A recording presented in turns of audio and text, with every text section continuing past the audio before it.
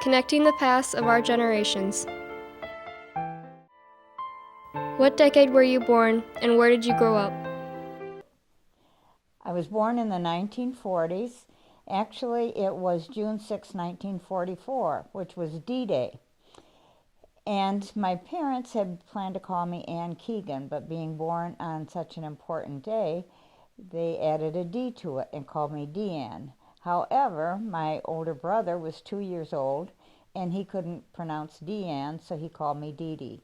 And I've been Dee Dee ever since. I was born in Emmett, Michigan. It's a small community about 18 miles west of Marysville. And it was an Irish Catholic community, so we were friends and relatives with pretty much everybody in the town. What was your first memory as a child?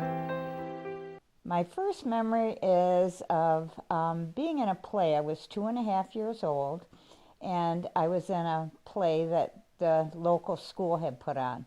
And they needed a little toddler, and I was chosen. But I remember being on the stage with bright lights and surrounded by people I didn't know. So, What was your favorite thing to do for fun? in the summertime, all the kids from town would come and we'd play baseball. And in the wintertime, after dinner, we would all get together and ice skate. What was the new it when you were young? The new it was rock and roll, and Elvis Presley was it. The boys wore their hair slicked back, and the girls wore poodle skirts, and all we ever wanted to do was dance. What was the craziest thing you have done in your lifetime? The craziest thing happened 2 years ago. I was in Africa, and I rode a camel. Who was the greatest influence in your life? Without a doubt, my parents. They were such good role models, and they always supported me and loved me unconditional. What do we have today that you never thought you would see in your lifetime? Well, two things stand out. One, it would be the self-driving car, and another one would be computers. If you could meet anyone famous from your lifetime, who would it be? That would be President John F. Kennedy. Back in 1961, I was what was called a Kennedy girl. There were a group of high school and college girls who belonged to the Young Democratic Club. And we represented St. Clair County and would join John F. Kennedy when he would come to campaign for president.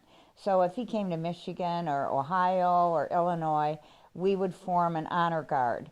So although we were shoulder to shoulder with him, could reach out and touch him, I was never formally introduced. So that would be one person I would love to have met. Is there one place you would like to travel or revisit?